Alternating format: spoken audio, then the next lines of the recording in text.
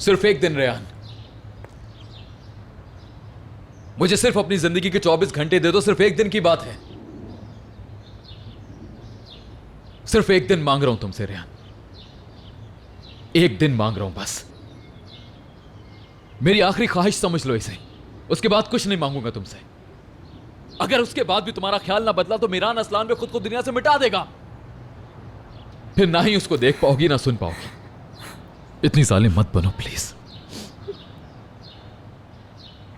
बस एक आखिरी चांस रेहान।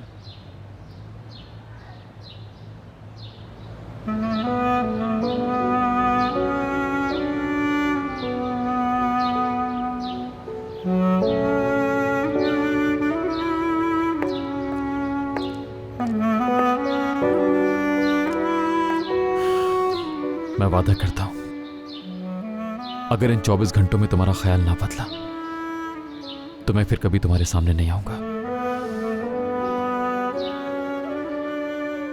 ये सब कुछ यहीं खत्म कर दूंगा मैं रेहान। एक आखिरी चांस।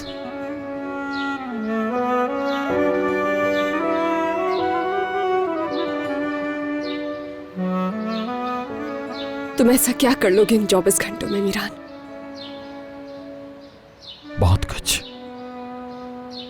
प्लीज सिर्फ 24 घंटे दे दो।